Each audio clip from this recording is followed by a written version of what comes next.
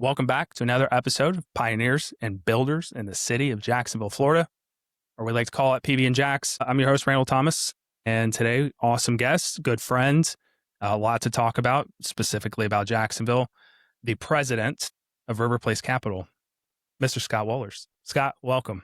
Hey, Randall. Thanks for having me here. Yeah, man. I got to say, when I met you, you were clean shaven. Now that I've known you for a year, you got a beard and you look great both ways, but the beard is the move. Well, I appreciate it. Well, I used to carry a beard well before I moved to Jacksonville. And when I moved here, I shaved it off and went clean shaven. And now I said over the summer to my wife, I said, I think it's time to bring it back. It's been long enough. And so the surprise to me this time is the amount of salt that's in there with the pepper. Yeah. And, but it's part of life and it's been fun to bring it back. Yeah. I think you and I share that a little bit, man. It's just the stress of life, man. It just shines through in the face.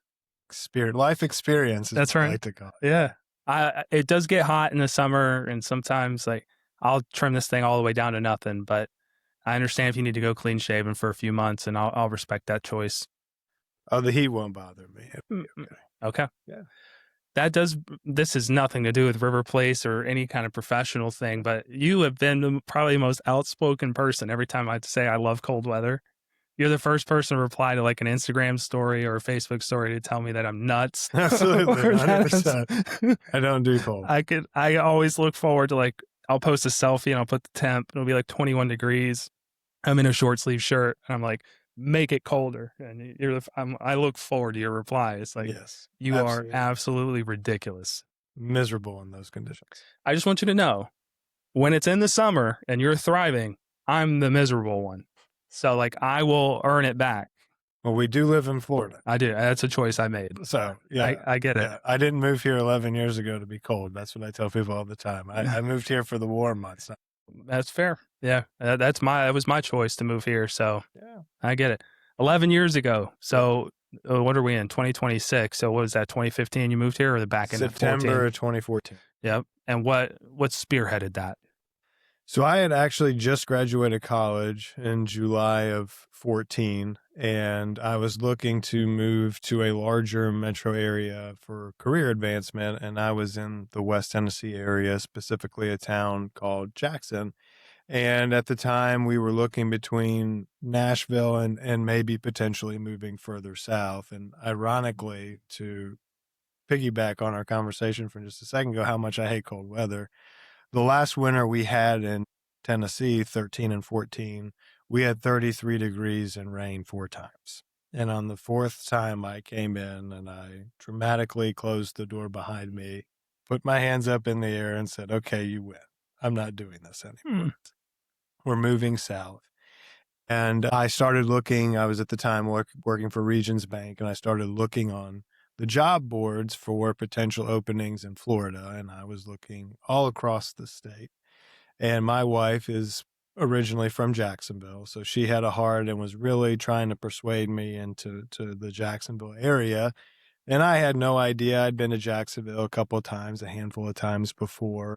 I said, okay, well, if you're comfortable with it and it makes you more comfortable, let's start narrowing it down to Jacksonville. And in the summer of 2014, a position of the San Marco branch in Jacksonville for Regions Bank opened up, and I applied for that. And you got it. And I got it. Yeah. And so you moved here. How long after you moved here did you make the switch from Regions to Riverplace? Or was there a stop? 2.5 years. Okay. Well, I should have asked, is there a stop in between there? Or did you go from Regions to Riverplace?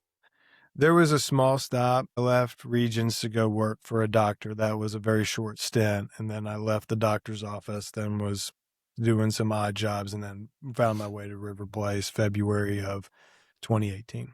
Okay. So just this past month, we hit 8 years. That's correct. Yep. And did you start as the president of Riverplace when you got there? Did not. Kind of started, as a career perspective, took a little bit of a step back and started on the ground floor. They were looking for a younger guy. I was much younger at the time, 8 years younger. I hadn't reached 30 yet. And looking for a young guy to kind of go out and see if we could bring in some business. And drum up some business and energetic. And I was hungry and said, "Hey, I'm the guy who could maybe do that for you." And Peter at Riverplace took a chance on me 8 years ago and was able to start there at a book of business of about zero and started working my way up over the years. Okay. Well, what talk me through the promotions to get to president? Where in the timeline as well? So 5 years in is the promotion to president. Just kind of, we're a smaller firm, and so there was really no stepping stone in between. It was, an opportunity as Peter's advancing in his career and as aging in his career, and I'm advancing in mine, to take some of the day-to-day responsibilities away from him to allow him to enjoy his life a little bit more and allow me to do some of the not as interesting and fun things of the day to day. Yeah. How did that feel when you've got that call and you were like, I'm going to be the president of Riverplace Capital? It was a wonderful feeling, and it was a sense of accomplishment and a sense of, my hard work had paid off. And I was very appreciative of the opportunity that I had been given, and very appreciative of the new opportunity presented forth before me, and the trust that comes with that. And that really, at a relatively young age, meant a lot that Peter would trust me to turn over the keys, kind of the management of the day to day. And then the last 3 years, what have they been like ever since taking over the reins? Well, we have been growing, and it's been really exciting to watch the growth and then see the firm grow, and to see us work together to achieve those goals as a group. And it's been an interesting and rewarding market cycle. It's been one that has created opportunities, but one that is, been very rewarding as at the same time if you were participating in it. All right. Now, for anybody who's in the audience that doesn't know who or what Riverplace Capital is, until I met you, I didn't. What do you guys do outside of wealth management, of course, but how do you guys compare to some of the more recognized names in the space? Sure. Yeah, absolutely. So we were founded, Peter founded Riverplace in 1998. So we're coming up on 28 years of being around. We are the fiduciary money financial advisors. So what that means is we put our clients' interests first above our own interests. So we don't sell anything. We don't do any commission-based products. We manage money for a flat fee. And so we're incentivized then. It's a mutually beneficial relationship. What we do is we take discretionary management of funds for our clients and we invest money for them. So we create portfolios for our clients based upon their time horizon, their risk tolerance, and what their goals and objectives are, and we invest their money for them. And we really get to work hand in hand with each individual client. We work with institutions, we work with pension funds, we work with the whole gamut, and we are able to do that in the way that we manage money. Okay. As a professional, you have a lot on your plate that's not just Riverplace Capital. You sit on a couple of boards. You are a father of two. You're a husband. As somebody who leads a wealth management firm and sits on boards, and we'll get into the board stuff in a second, and is a father, how do you manage that?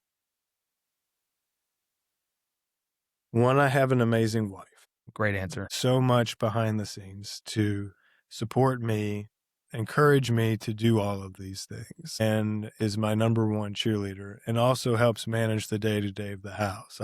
I call her the CEO of the Wohlers household, but I have a great opportunity also in a career that, if you want me to help you, I can help you between 9:30 and 4. And that's when the market's open. So that gives me some opportunity after 4, before 9:30, be flexible with my schedule, as well as my role allows me to create a little bit of flexibility in what I'm able to do in creating my own calendar. But priorities are making sure that I'm always as present as I can be for the kids as well. I always tell people that children don't remember your mess ups. They remember who shows up. Yep. And they remember who's there for their events. And so that takes priority over any board or anything that I do serve on is the kids. And then I prioritize my work, and then I fill that when I don't have the openings there is filled in with the board service. Okay. Where on the priority scale is the Thursday announcements? Because that's my favorite thing. From a work perspective, it's probably the least favorite thing I do, to be honest with you. So my priorities is probably very low, but it is important that we provide that video update for people that don't like reading, that want to know what we think the market's doing, where it's going, what's happening, why is it doing what it's doing. So it is important that I get out there and do that. I just absolutely hate doing it. It is my favorite thing. I've never shied away from telling you that. I appreciate that. Yeah. I've always appreciated that. Yeah, of course. When did those start? They actually started October, oh gosh, of either 18 or 19. This has been going on for a while. For a while. I think it might have been 19.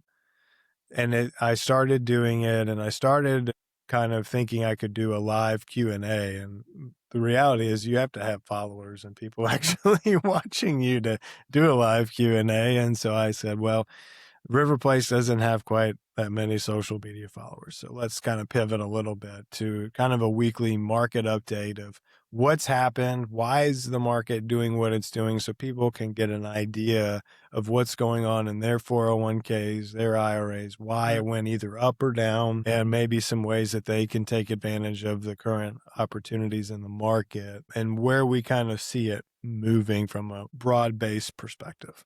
Okay. The number one question that enters the frame of my mind, if you started this in 2019, is what was it like to deliver those updates during COVID when the market was as volatile as it has ever been?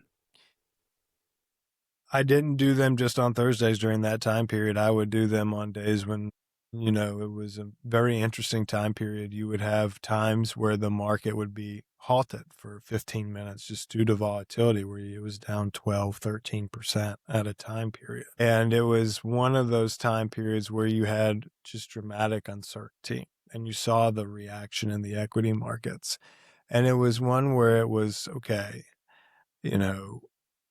what do you do here in these situations? And what are our clients looking to us for? And they're looking for us for guidance. And what do we do in this position? And we were able to provide clarity and steadiness through that process to say, look, this is not fun right now. It's going to be a little uncomfortable. We really don't know the outcomes yet. This is very much going to happen. But if you stay the course, position yourself accordingly, when the market turns, you will benefit accordingly. And so our clients thankfully listened to us through that process, stayed invested, and were for the most part pretty rewarded for that. It's very interesting. You had a market down 30% in the lows of COVID that finished the year up almost 19% for the S&P 500 that year, 18.98%. It's crazy. It's insane, but you're starting to see the impact of the retail investor in the equity markets.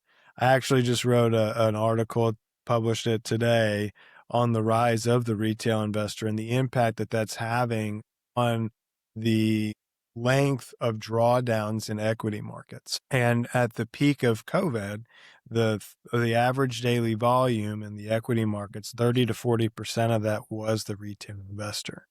So really coming in and supporting the market and shortening the amount of time. And that's what's allowing these markets to really bounce back. You saw in April of 25 a 20% drawdown in the S&P 500 off of Liberation Day and the announcement of tariffs. We finished the year positive almost over 16% in 2025. It feels like crypto level volatility in some of these cases. COVID, and then I do remember in 2025. I think I said, "Is this a correction?" Because for me, I work in labor, like recruiting, and the stock market and the labor market haven't really been in sync as of late. So I said either the labor market needs to catch up to the stock market or the stock market needs to come back to the labor market. And I remember thinking back then, whether it was because of tariffs or not, I was under the impression that maybe the correction was coming. And then it was pretty quickly turned around and it bounced back pretty fast. Absolutely. Yeah. One of the theses behind that is the millennial generation as a whole. And if you think about that generation, we're born out of the great financial crisis. And so we saw the massive drawdowns of 2008 in the equity markets, where you're down 38% of the S&P 500. But what we saw is '09, and we saw 2010 in recoveries. And we said, well, if you buy low, the world ends one time. And, let's maybe take advantage of these opportunities as they come in the marketplace. So the average millennial investor is more likely to buy the dip in a marketplace than previous generations or the institutional generation. And the fact that we have more retail participants also is supporting the market and keeping it from going down further than it may be used to in previous lows and previous history and times. One of the pieces of advice I've seen on when I open up Twitter, and I follow people who are in the stock market space or comment on it quite frequently, is it's not timing the market, it's time in the market. How accurate is that? 100% accurate. I would love to tell you that my crystal ball is better than your crystal ball. It's not. I don't know exactly when a bottom's going to be. You can get a feel for when a couple of days after one's happened, you can kind of get a feel, okay, I think it's here. But to be able to consistently time a bottom or a top is virtually been proven impossible. And so what is, if you look at some of these days, I think if you look back to 2024, you had over 20% return in the equity markets. Had you missed the top 5 days in the market, your return would only be 5% for that year. So you never know when those days are going to be that you have massive outperformance in one of these indices and cause a massive run up. And so that's why these dollar cost averaging strategies have been proven to really work over time, because you're buying high sometimes, you're buying low sometimes, but you're just consistently putting money in the market and allowing it to compound and grow over time. Great advice, honestly. And I hope people heed it as they hear it. It's one of the hardest things to do. Is it's going down just to stay Ride the it out. course, and it's one of the hardest things to do, because we as humans, the fear really takes grip of us as you see 30% of your wealth deteriorate, but you also forget that it came from a much lower point a lot of times. And I look at this year, we have the software as a service sector down, some of these stocks down 30-40%. We're at March 2nd. We're just 2 months through the year, and then we're down 40% drawdowns, some 50-60% drawdowns in some of these names. And we've never seen a time where you've had a sector that has such a weighting of market cap in the S&P 500, but the index itself is just 3%, 2-3% off all-time highs. It's interesting. On the SaaS part of this, is that due to the fact that there are AI tools out there that can build these software platforms, and kind of making the middle market and the smaller companies a little less relevant?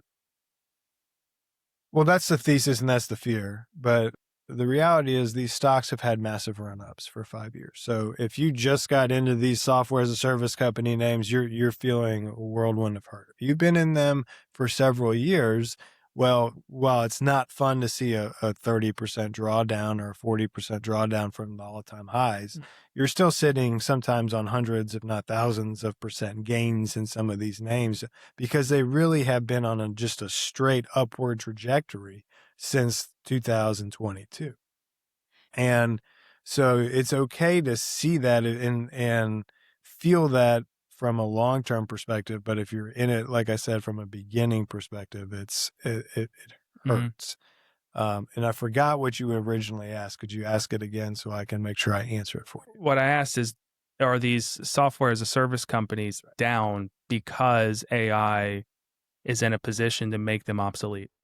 That's the thesis. I don't see that for happening for one reason. All the data is owned by these software as a service companies. And so to think that ChatGPT is going to do your taxes for you is they don't have the compute power to do that Mhm. for every American in each individual situation. Well, you have large software companies that have all of this data already inside of it that are going to use AI as a tool and AI agents and agentic AI to Mhm. help them actually boost their revenue, boost their earning capability, boost their productivity.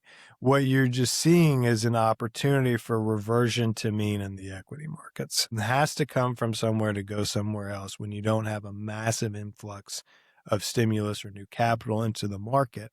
So what you're seeing is a broadening out and the equity markets from the growth sector to the more value oriented names.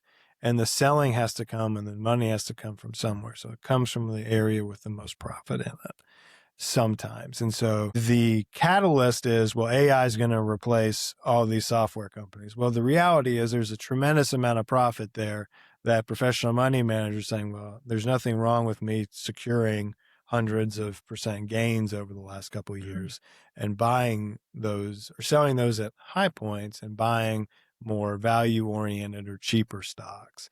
And that's what you've seen so far this year. And that's why if you look at the RSP, which is the equal weight S&P 500, it is significantly outperforming the just S&P 500 as a whole. Okay. That's really good information, man. Thank you.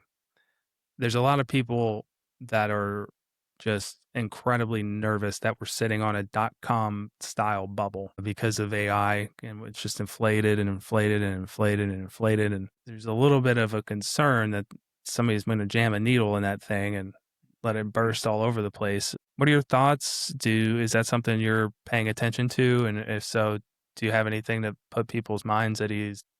Absolutely. I've been listening to a lot of information on this. It's a very hot topic in our world today. And are we at a bubble? And I would say no. Um, we are seeing equal weight index outperform names like Microsoft and Nvidia since October of 2025.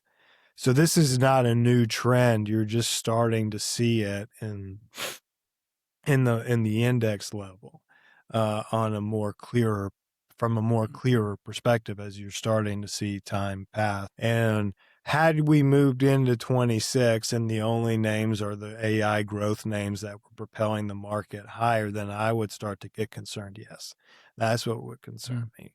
But when I see the market and the other 493 outperforming the Magnificent Seven, that's a good and encouraging sign that there's faith in the economy and that the economy is healthy. Market is remaining, while I know it's tough for new entrants into the market, it's remaining relatively resilient. And I'm hoping that back half of the year we can see a pickup in employment. I hope so too. Nobody wants it more than me. So I'm sure that's true. I'm rooting for it. Absolutely. In your 8 years, 9 years, 8 years, 8 years. 8 years, man, I apologize. What has been your favorite memory of being there, or what has been the coolest thing you've seen? There's got to be a story in there somewhere of like a moment where it was like, dude, this was probably the coolest thing I could have been a part of. I don't know if there's a single moment, but there's several moments, and I won't go into the specifics because of it, but it reminds me why I do what I do. And it's that we're here to serve our clients and we're here to help them meet their goals and meet them where they are. And when you're able to do something that is getting them there and you meet a client and help them reach their goal and you help them do that, there's so much reward in that you're doing things the right way. And I've had the opportunity to have several of those moments along the way. Just in our industry, people, believe it or not, it's almost like we need a minor in therapy, because our clients will just really open up to us about their personal lives, what's going on. Sometimes we meet people in very challenging circumstances. So death of a loved one, people are in very stressful situations, and we're able to come in and really provide a hand of guidance and extend a hand out and help any way we can. And it's just a good remembrance of why we do what we do. I understand. Um, is there anything I'm missing in terms of what you do or how we can educate people on the services you provide? Is there anything I missed in the Riverplace front? Probably something. Yeah. Well, I think one of the things that makes us unique is we create our own strategies in-house. So what, a lot of firms will do is they'll use SMA, third-party money managers, to manage your funds for you. And so when we make the investment decisions on your behalf, when you want to know what's going on with your money, we can tell you because we're actually the ones doing it and making the decisions for you. So we have our expertise in understanding the market, picking good stocks for our clients, creating a diversified strategy to meet their needs, and we do it all internally. So I think that makes us unique, as well as we're a full comprehensive wealth management firm. Everything's included. There's no other layered fees on top of it. It's just one flat fee. And we love working with people. So Good. On the Thursday tidbits on LinkedIn, is there a certain educational fact? Like, is there just like boxes you want to check when you're getting things out, or is it a high level overview of what the market's doing? it's more of a high level overview. I just want as many people who I can to understand the market and be in the market, because what I love about the equity market is it doesn't care who you are. It doesn't care your background. It doesn't care your story. It doesn't care what race you are, your gender, your age. It's a place where you can go and create wealth for yourself and your family. And there's not been a more successful vehicle at doing so in human history than the equity markets. I just want to encourage people to understand there's volatility that comes with it. Of course, there are times when it is not fun and you feel it in the pit of your stomach, but those are the times to stay steady and just remember that's actually the time to go in buying. Yeah. And it's more just to educate people on a whole, to get more participation and to help people. I got to admit, you sound good with that microphone. Well, it's because someone I know, maybe in this room, was very gracious enough to give that to me. So I'm always very appreciative of it. I have no clue what I'm doing. I will be honest. I am a younger guy, but when it comes to technology, I'm pretty illiterate. So, I do the best that I can. Well, it looks good. Thank you. And you sound good. Well, Those are the appreciate two it. things that matter. All right, I'm going to put a bow on the Riverplace thing. If anybody needs any kind of services or wants to reach out to Scott on that, obviously, please feel free to do so. But that's a percentage of what you do, and then you're on a couple of board seats. One of which is how we met. I was so honored and grateful that took me to the FinFest in 2025 out at the Timaquan Country Club. And I got a chance to learn more about Jacksonville speech and hearing. And that's where I met you and found out you've been on the board for a little bit. So talk a little bit about Jacksonville speech and hearing and how long they've been around, the kind of impact they make, and your role on the board. Absolutely. So it's a wonderful organization that I'm very fortunate to play a small little role in and be a part of. And I feel honored to be a part of that organization in the board capacity. And I've been on the board since September of 2019, serving now as their chair-elect or their vice chair. And the organization itself has been around over 75 years. And they serve the community and see patients for audiology needs, as well as they have a speech therapy division. And so they work with preschoolers around town and really work with them to get them prepared for kindergarten, and we'll continue to work with them through elementary school on the talks or on the speech side. Audiology, we see every type of patient, whether you are me who just needs hearing aids, or, we do have the mission of serving the community in that capacity as well.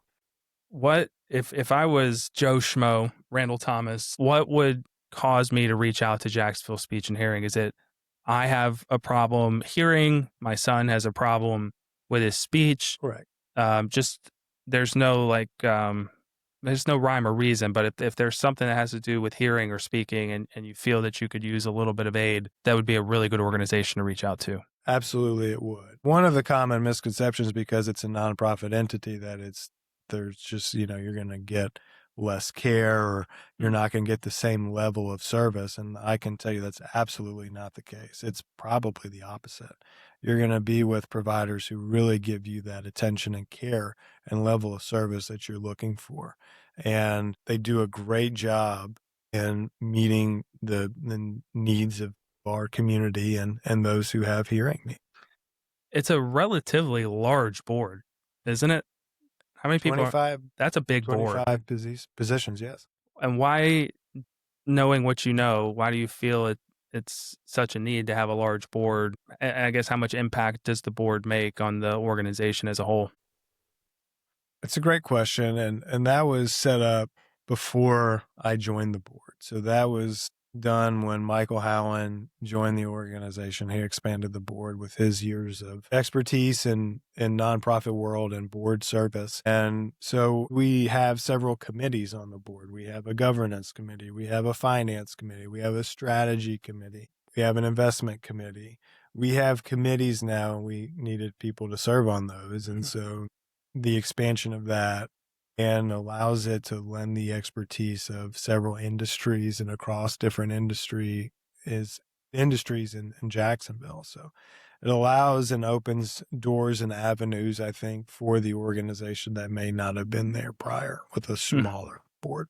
Okay. Outside of FinFest events, are there any others throughout the year? Or is it like the Super Bowl? It's just like the big one. The FinFest is that we have small pop-up events throughout the year that will come up. We're looking to do a nice big fall event. Stay tuned for that. I can't give out too many details right now, but we're looking to do a fall event. But no, FinFest is our main focus on the event side. It's in May, and Timaquana Country Club again this year. I believe it's May 16th. Don't hold me to that. If that's not a Saturday, then I apologize, but it's around then in May, and really looking forward to it again this year. It's going to be an excellent event. Okay. Other board seat, unless you're on more than I think, you are on the board of the Downtown Investment Authority. That is correct. Yeah. And how long have you been doing that? It is coming up on 2 years this month. Well, congratulations. There are going to be a lot of people, if they don't read the local headlines, that have no idea what the Downtown Investment Authority is. So can you help us understand what the role of the DIA is as it pertains to the city of Jacksonville? Absolutely. So you can think of it as kind of a dual kind of role for the DIA. So number one, we're trying to incentivize and encourage development in the downtown corridor or district, to bring in private development, to revitalize the downtown area, and to restore historic buildings and bring them to their, as well as we oversee the tax increment district of the downtown, the North Bank and the South Bank. And we have an administrative budget, and we oversee that. And so dual purposes, and as well as we try to encourage business development in downtown as well.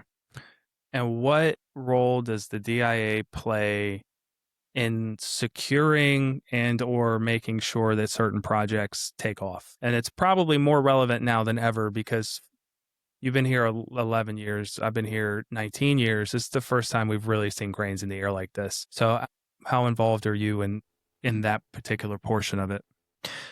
So, as a board, what we do is we oversee the incentive ask for the project. So, we're not in the underwriting of the project itself or the review of the design. That's the DDRB board that goes before on that. What we're looking at is what's the ROI to the city on the incentive ask for the project. Does it make sense? Does it fit the parameters? Is the developer putting in enough equity?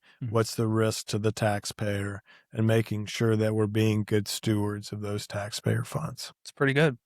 It seems like a necessity to me. I would never expect you to say a bad thing in the world, but we have a new CEO for the DIA, at least relatively new. And what's it been like with Colin so far? Oh, it's been great. Lori did such an amazing job and really took the DIA to where we are today and oversaw so many great projects that, Colin has a really great place to start from. So Lori did such a good job, and Colin has come in and really brought his area of expertise from his time and what he saw in Baltimore, what he's seen in Baltimore, and is really focused on bringing new life to downtown and is very energetic about it and has, just done a great job already championing our downtown across the city and across the country. Yep. That's wonderful, man. Was there another board seat that I missed, or those are the two? Those are the two. Okay. Like I said, I already know you're a busy man. Not that you had enough on your plate, but in the past 2 years, you've maybe it was 3 years ago. You were part of Leadership Jacks, and what was that? 2 years ago? I was 23, 24. 2 years ago. Okay, and then as somebody who wasn't originally from Jacksonville, you had the opportunity to go see certain things that maybe you didn't before and talk to certain people that you hadn't had the opportunity to do so before. So my first question on Leadership Jacks is, did you get a deeper appreciation for the city of Jacksonville because of it? Or did you get any other value out of it besides that? Absolutely. I got such great history and a different perspective. I know, and before I was on the DIA, I spent years on the San Marco Merchants Association board. So I've known San Marco and the San Marco community, but I haven't known Jacksonville as a whole and the history behind how we got to where we are today and some of the struggles that certain areas are facing and promises that were extended that haven't been done, and the history of different neighborhoods throughout the city. And so that was all. I would have never have gotten that without the opportunity through Leadership Jackson. Yeah. Awesome. What about your cohort? I mean, did you build some really strong, meaningful relationships just by the fact that you had to go through that program with other people? Absolutely. I've made some wonderful friends, and some of my closest friends, actually, I would say, come out of that class. And there's several of us that still get together, and we try to stay in touch as a group as much as possible. I will admit, probably one of the worst in the class about staying in touch with everyone, but there is a group of folks that I stay in close contact with, and we're in group text together, cheering each other on and just encouraging each other to continue to do great things. That's awesome. Yeah. Yeah. So, and then after that, Hightower Fellowship, similar in ways and then dissimilar in others. What was the experience like going through the Hightower Fellowship? It was really cool. I didn't know what to expect going into it. And, coming out of Leadership Jacksonville, I didn't want to have any preconceived notions. I didn't want to go in, well, LJ did this and Hightower does this. And so really went in with a blank slate and was really impressed with the program and the opportunity to get exposure to some wonderful leaders in the city and have some really open and honest discussions. And I got so much out of that and was able to learn from people who have done it and how did they get there? How did they do things? And when they were in positions of leadership, what did they do when certain situations came up, and how did they handle things, and what mistakes did they make along the way, and what did they learn from that? Yeah. So you're the president of Riverplace Capital. You're on the board of Jacksonville Speech and Hearing. You're on the board of the Downtown Investment Authority. You've been through the Leadership Jacksonville program, and you've been through the Hightower Fellowship program, which means you have a pretty good idea of how to answer these next two questions. Question one, what is Jacksonville as a city doing really well right now? We're doing several things well. Priority number one is we're attracting the young youth to Jacksonville. We are one of the few cities in the country that is benefiting from what they are calling brain gain. And that's the 25 to 35-year-olds that are relocating to Jacksonville at a very high number. The second thing we're doing is we're really investing in our downtown. And I've always been a believer that to have a healthy and vibrant and successful city, you do need a core downtown that's viable and successful. And to see $6 billion being invested currently in our downtown is really exciting. And I know people are hesitant about, well, we're always a city of renderings and I'll see it when I believe it. And I would encourage those who haven't gone downtown recently, go down and check it out and maybe see for yourself. Maybe it looks a little different than it did a couple years ago. But over the next 3 to 5 years, it's going to be a whole lot different down there. And it's really exciting to see what we're doing as a city. I mean, as much of a believer in it as anybody, because I just moved downtown. I made the choice to move downtown. Awesome. Thank you. That's awesome. Yeah. Congratulations. Yeah. Thank you. I like where it's headed. And I put my money where my mouth was. I moved downtown. So, yeah, I'm going to flip the coin over. Sure. What can Jacksonville do better? Where are our areas of improvement?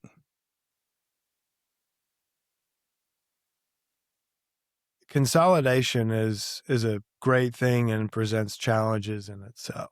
And so I think what we could do better as a city is make sure that we are living up to those promises that we did make to certain neighborhoods in the community years ago. And while we are prospering, making sure that we're all prospering, all neighborhoods are prospering together.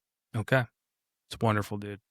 I love that. You've been alive for 37 years. I guessed right. Okay. Good guess. Thank you. And you've been in some unique positions professionally and personally. What's the best piece of advice you've gotten along the way?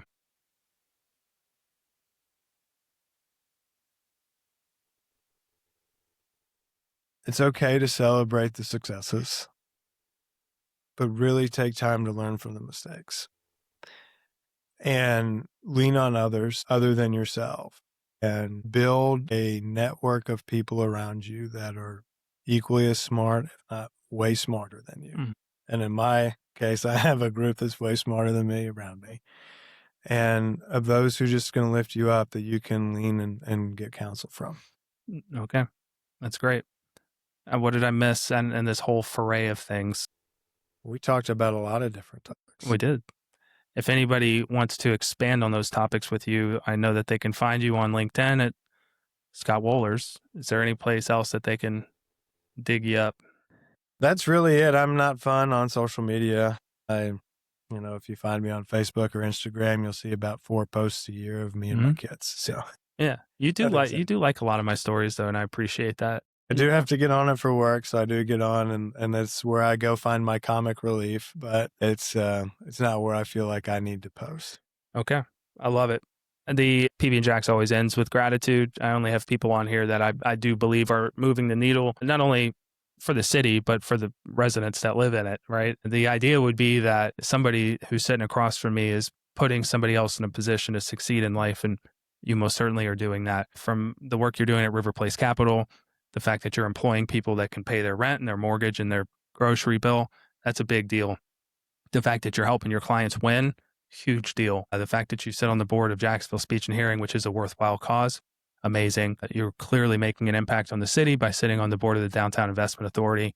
And you've gone through programs such as Leadership Jacks and the Hightower Fellowship to make sure that you're consistently engaging with leaders and seeing how you can make this place better. From me to you, all I can say is thank you. I appreciate the work you're doing, and I hope you continue doing it. Thank you for being on PB and Jack. Thanks so much, Randall. I appreciate it. And if I could carry you around with me to talk Yeah. like that, that'd be great in my Yeah. back pocket. But no, thank you for having me on. I really appreciate the opportunity to be here and just spend some time with you. It was a wonderful time. Thank you Thanks, so man. I much. appreciate it. Thank you. Thank you. All right.